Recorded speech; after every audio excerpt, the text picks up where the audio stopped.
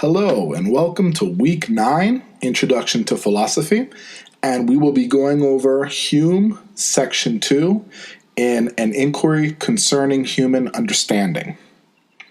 Now, this lecture is going to focus on the perceptions of the mind.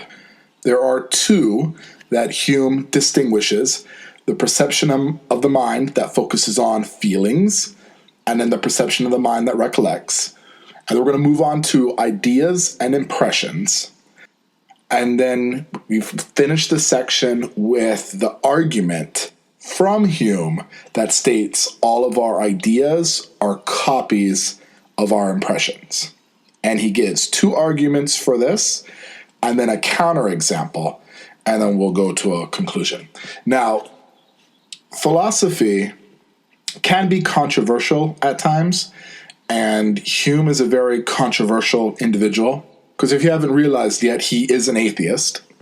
I don't necessarily agree with a lot of his beliefs, but as a student of philosophy, like you, we are just going to analyze his arguments and his conclusions. He does come from a wealthy Scottish family, so he does have an aristocratic type of mentality. But like I said, we're just here to focus on the arguments that he makes and really delve into what he is trying to say, because before Hume, rationalists did take certain things for granted, and Hume was strong enough to even wake the most rationalist philosopher Immanuel Kant from his dogmatic slumber. And with that, we'll move on to the next slide. Perceptions of the mind. So right off the bat in section 2, Hume states, everyone will readily allow that there is a considerable difference between the perception of the mind, where a man feels the pain of excessive heat or pleasure of moderate warmth, and when afterward he recalls to his memory this sensation. So he distinguishes two kinds of perceptions of the mind. We have the one that feels, and we have one that recollects. The one that feels is very lively. It's the one where I burn myself and I instantly feel pain. Or when you finally graduate and you feel satisfaction of accomplishment and the joy of reaching your goals. Then you have the perception of the mind that recalls. He says it recalls to memory this sensation or anticipates it by his imagination. They mimic or copy, but never reach the full force and vivacity of the original sentiments. When we reflect on our past sentiments and affections, our thought is a faithful mirror. It tries to copy exactly what we were going through. It tries to remember what we were feeling, but it never comes close to the vivacity of the original sentiment, which leads Hume to conclude that the most lively thought is still inferior to the dullest sensation. And this makes sense because in our minds, we cannot recall the same pain we felt when we jammed our foot. Where you'll walk into that same table that's been in your house since you can remember, and you walk into it again and you feel that rush of pain. Or when you're stepping out of your car and you hit your funny bone, none of the recollections of those past experience will reach the potency of the original perception in the mind that felt it at that point in time. So he distinguishes these two. And these two distinguishing perceptions of the mind really leads him towards what we're going to go through in the next slide, when he separates what he calls ideas from impressions. Now that Hume realizes these two perceptions of the mind, he states, we may divide all the perceptions of the mind into two classes or species that are distinguished by their different degrees of force and vivacity. So he is separating these two by the degree of force how potently we experience them. And so he has the ideas, or thoughts, as he says in the beginning, which are the less forcible and lively. Basically, a reflection of the past sensation. And then you have the impressions, what is impressed upon us from the world, which are the more lively perceptions when we hear, see, or feel, or love, or hate, or desire, or will. The impressions are distinguished from ideas. The ideas are being the less lively of perceptions, which are conscious. We reflect on any of these sensations or movements that were mentioned above. When we reflect upon what we saw, or we reflect upon what we felt, or we reflect upon love or hate or desire, it isn't as strong as the impressions of these feelings. And so these are the two distinguishing factors we have now. And, Hume he's making his way towards something, and you can really tell like he's just laying out the groundwork right now. But for our benefit, you can see that there is a difference between what is impressed upon us from the outside world and when we recall it afterwards. We're never going to say that what has been impressed upon me from the outside world when I get angry at a person in the situation, your face turns red and you get just this, Hulk-like anger. You're never going to say that when you recall it later, like a month later, and you remember that time. You're never going to say that idea you had about that moment was just as potent as your feelings in that moment. So Hume does have something here. There isn't a difference between an impression and an idea. But here's something I want to just put out there. Does this solve the dream argument? Because what Hume is saying is the ideas we have in our mind are less forcible than the sensory experience that's impressed upon us from the outside world. And that the ideas may be a faithful mirror, but will never copy the vivacity of the impressions. So for Descartes, when you're awake, when you're being impressed upon the outside world with such vivacity. But Descartes, the reason why the dream argument is still being argued today was because the potential for you to be dreaming exists, where people suffer from night terrors, and in their sleep they do feel the potent sensation of fear because they believe it wholeheartedly to be true. So these are things to think about, because Hume is going to be directing his attention towards Descartes often in his inquiry concerning human understanding. Ideas. So now we're getting into the controversial area with Hume, and I'm going to reiterate, I'm not expressing my beliefs here. I'm just explaining what Hume is arguing. So Hume starts with, our thoughts seem to possess this unbound liberty we shall find upon nearer examination that is really confined within very narrow limits, where all these faculties of reason that we believe we have, quote unquote, amounts to no more than the faculty of compounding, transposing, augmenting, or diminishing the materials afforded to us by sense experience. Okay. So what he's saying here is that everything that's impressed upon us from the outside world creates this faithful mirror in our ideas. And while our ideas, our rational ability to understand the outside world, we believe this rational faculty is unlimited and unbound in its ability to think up things, and in some certain aspects it is unbound, because I can think of the ultimate form of perfection.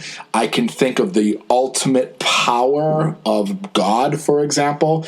We have this idea of God, and this points exactly to Descartes. Remember, Descartes argued that he has this idea of God, and it must have come from somewhere. Therefore, there exists a God simply because the fact I can think of a God. Yeah, this is specifically towards him. We have this unbelievable ability to think of things in extremes. But when we examine it, he's saying that everything we come up with in our mind is merely compounding, transposing, augmenting, or diminishing the materials that we gained from the outside world. So Hume says, for example, take a gold mountain. And we have the picture of this beautiful gold mountain on the bottom of my slide. The idea of a pure gold mountain in my mind is just compounding my sensory experience of gold and a sensory experience of a mountain, and we're putting it together. When I see a virtuous horse, I don't know how many of you watch Secretariat, but we have this idea of this horse that can't give up. You know, this horse that has this feeling of never giving up, this unrelenting will. What we're doing is we can conceive of our idea of unrelention or virtuous attitudes, and we compound that with the horse. In philosophy, we call that anthropomorphizing something. When we take ideas or feelings from a human being and apply those to other things. Oh, that computer is cute. Oh, that animal is smart. Not that animals can't be smart, but you know what I mean. What we're doing is we're taking our ideas and our feelings and we're compounding them with outside sources. And that word again was anthropomorphizing. Ooh, tongue twister indeed. So this is where he states his big philosophical conclusion. And he states, I'm going to say this in philosophical language for all you philosophers who are studying this. All of our ideas are copies of our impressions. So it's like, whoa, hold the phone here. So the rationalists are working with faculties only given to them by perception of the outside world. Now you can see why Hume was simply focusing on the way we understand, because now he has dealt a huge blow to the rationalists, because he's like, you believe you can sit here and rationalize or use pure reason alone, but everything afforded to your reason is a copy of an impression. All of your ideas are copies of your impressions. So this also takes a shot at people who believe they have original ideas as well. It's not really an original. It's, compounding from what we all sense or experience in the outside world. So now Hume is going to give us two arguments for why he believes all of our arguments are copies of our impressions. And then he gives a counterexample. So with that, we'll move on to the first argument. All of our ideas are copies of our impressions. Argument 1. So Hume states, when we analyze our thought or ideas, however compound or sublime, we always find that they resolve themselves into such simple ideas as were copies from a precedent feeling or sentiment. And that even ideas, when at first view seem the most wide of this origin, they're found upon newer scrutiny to be derived from it. And he points to God. He starts with God, because yes, he's going to go after Descartes' idea of God here, because Hume was going after Descartes' metaphysics in the beginning, and he's not going to stop here. So he says, even this idea of God that we believe is this original idea and proves God's existence, God being infinitely intelligent, wise, and good, came from reflecting the operations of our mind, the fact that we are intelligent and that some of us are good, and augmenting without limit the qualities of goodness and wisdom to this ultimate power. And that's where God came from, Descartes. God didn't come into existence and give you this idea of him. We understand the faculties of what we call intelligence. We understand the faculties of what we call being wise. We understand the faculties of what's being good. And because our mind has this unbound liberty to augment that without limit, that is where the idea of God came from. Again, not really something I believe, but this is what Hume is saying here. So he concludes that, therefore, we shall always find that every idea which we examine is copied from a similar impression, and that there's an easy method to refute this. Produce an idea which is not derived from the source impression. So he challenges us, he challenges the reader that this is my argument. All ideas are copies of impressions, and here's an example of an idea we believe is original, God, and this is where it came from. So there's an easy way to refute this. Just come up with an idea that is not a copy of an impression. And to explain this further, if you look at the bottom of my slide, I have a little pink elephant equation going on, where we believe, hey, look, a pink elephant, that's an original idea. It's a pink elephant. Well, Hume would say, no, that came from the impression of pink and an elephant that has just been compounded to create a pink elephant. So that explains his first argument, that when we analyze our thoughts, even though we believe they're original, we will find a source in an impression somewhere. And to refute this, simply find an idea that does not have a source.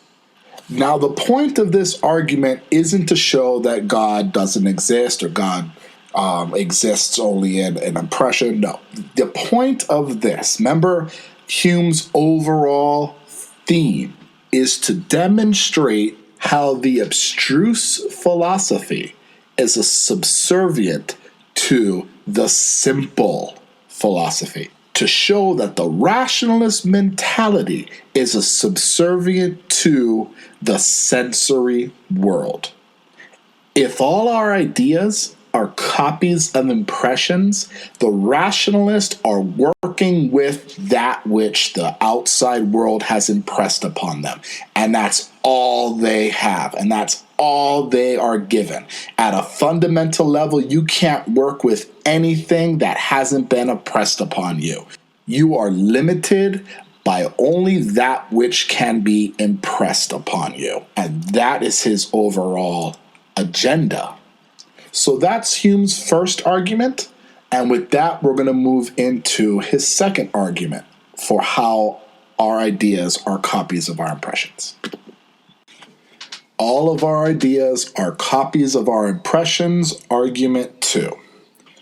So Hume states, if a man is not susceptible of any species of sensation, we will always find that he is little susceptible of the corresponding idea.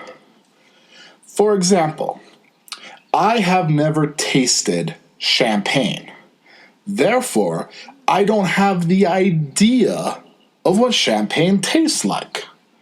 The only way for me to gain the knowledge of champagne taste, the idea of quote-unquote champagne taste, is for me to go out and taste champagne. And so this is what he's saying. You will not have an idea of something that has never been impressed upon you.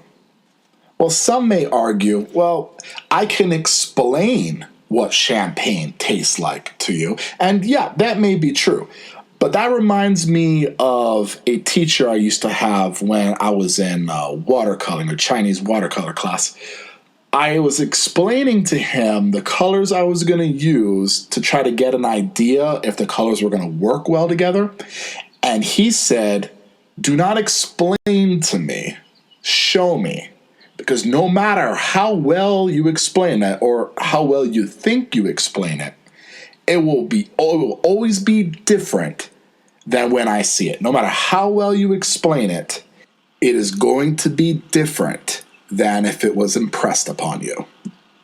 Then Hume gives an example that you can have a person who is deaf or blind, and that person is not going to have the species of sensation that they're going to be susceptible to.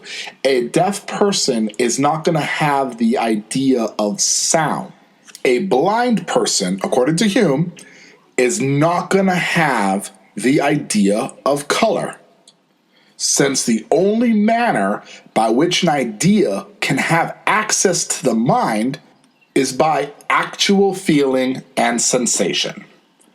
And he states that we see examples of this when a blind person gets their vision back. They now can have ideas of color. And when a deaf person gets their sound back, gets their hearing back, they now gain the ideas of sound.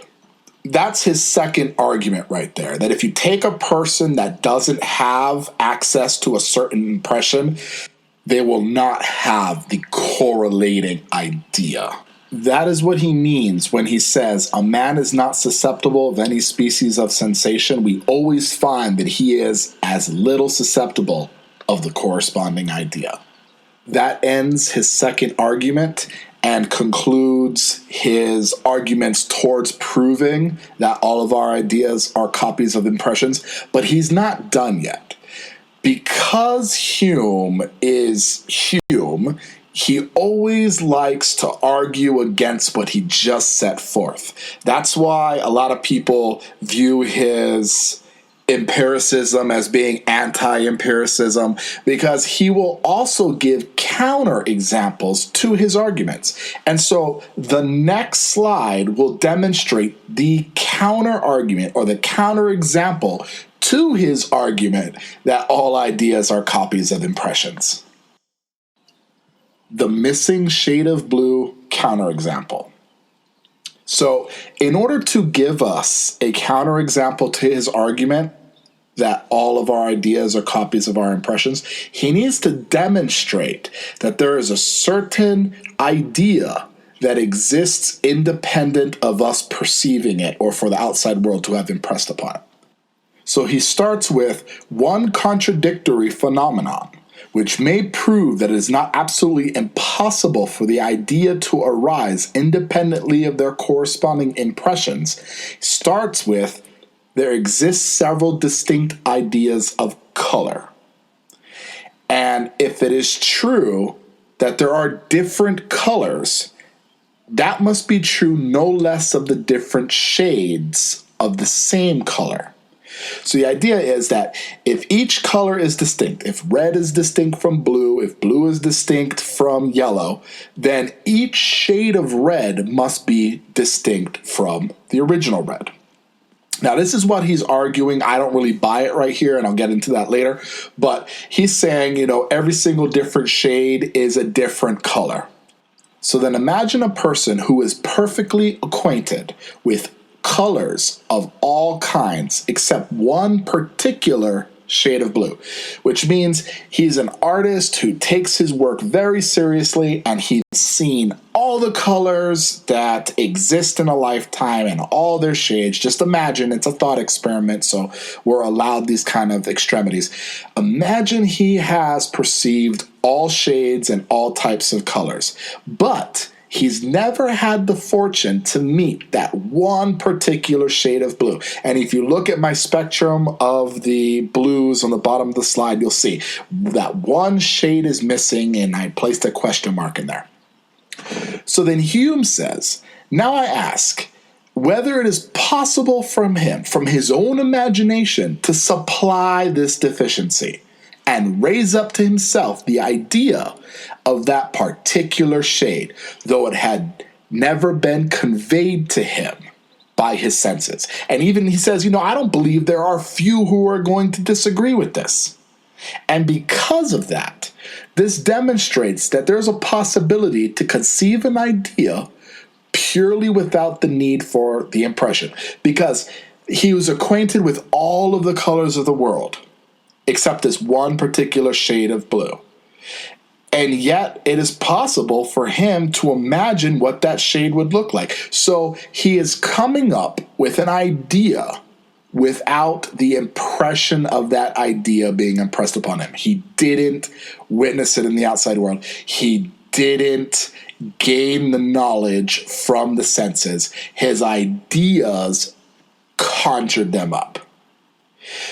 And then he states, this is so singular that it's scarcely worth our observing. He admits that now I've given an example of an idea coming to fruition without the necessary impression that goes along with it.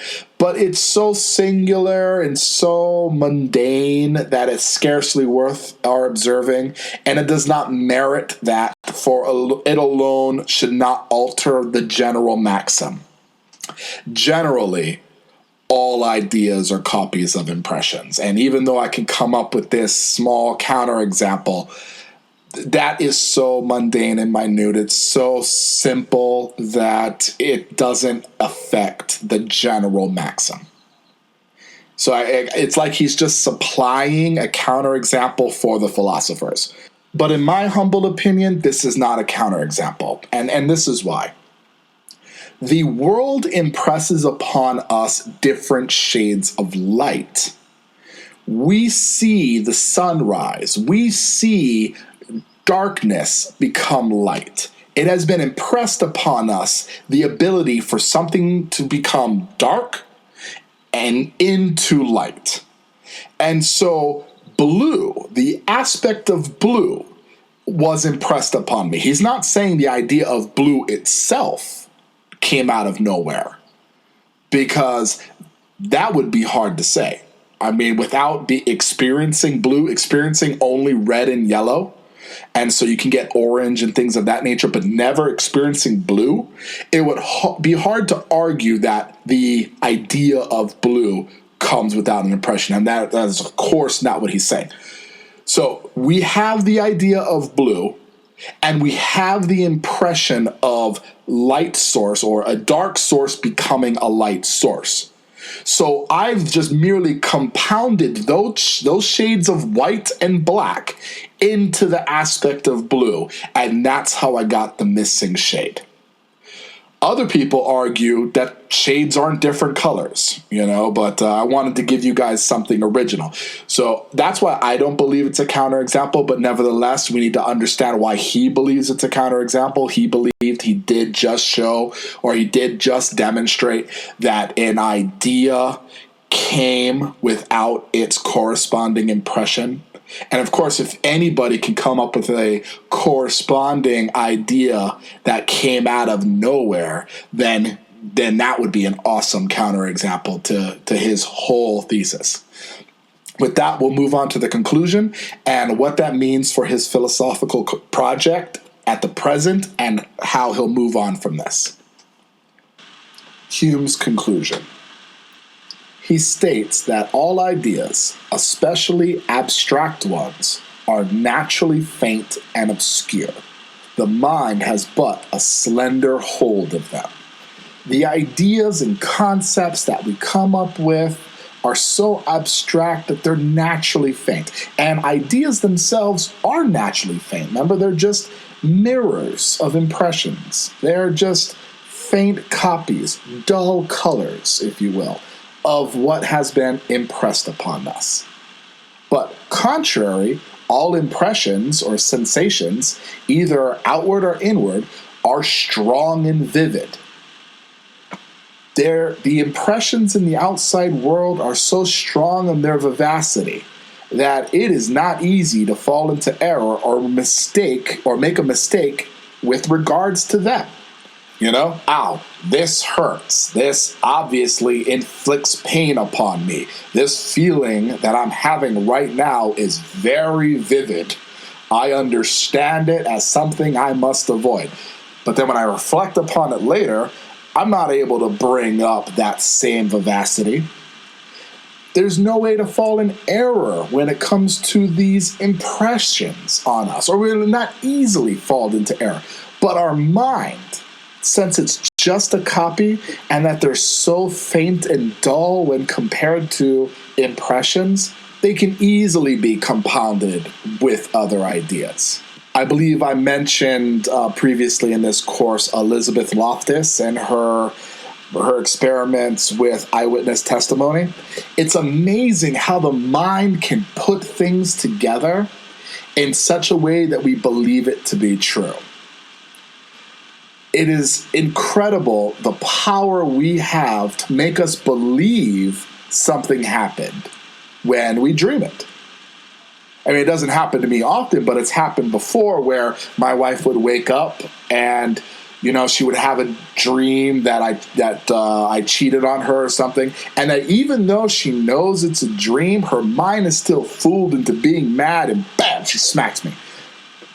The idea here is that the mind copies impressions. And not only does it copy, it has a tendency to compound things and put things together. So in Hume's understanding, the mind can be fooled in its ability to compound things. While our impressions, the way the world impresses upon us, it's very hard to say that this doesn't hurt. Or, wow, this tastes delicious. No, it doesn't, in fact, taste delicious. It's really hard for our impressions to be fooled. And this is almost opposite of what Plato and Descartes was saying.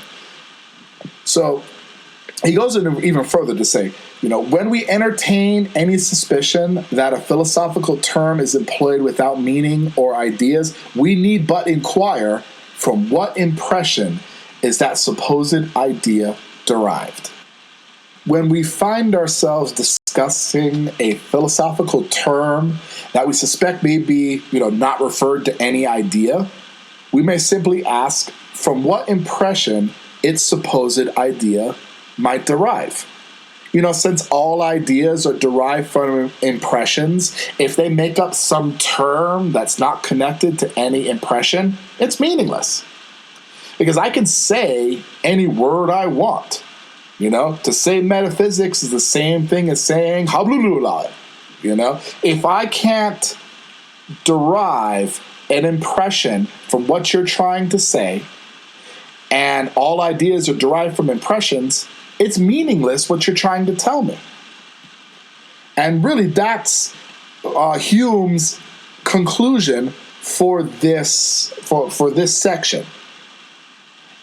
By bringing ideas into so clear a light, we may reasonably hope to remove all dispute concerning their nature and reality. So for the rationalists, we have shed light on where ideas come from. All ideas are copies from impressions. So your belief that you can come up with these terms that are independent of impressions is meaningless. It cannot happen. Now we need to focus on this subservience. Human knowledge is gained from impressions. If all ideas are copies of impressions and ideas are knowledge, all knowledge is a copy of an impression. So now that we know how we are limited in gaining our knowledge, we can move on from there. And that's what Hume does. He moves on to start showing how the mind compounds, how the mind rationalizes, all based on this type of subservience. Now, this ends section 2 of Hume. Post a discussion, finish the quiz before Sunday, and of course, post a response. The next reading is really short. It's one page. Section 3 is 1 page. And the reason we still have an entire week for section 3 is because section 4 is the longest one in this book. And I mean, it's not very long. I believe it's like maybe 10 or 12 pages, somewhere around there. But section 4 has 2 parts, and that's where a lot of Hume's most devastating arguments towards rationalism comes from. He starts the outline in section 3, and I'm going to go over that with extreme detail. But then the arguments for what he outlines in section 3 comes in the 2-part section 4. Have a great week.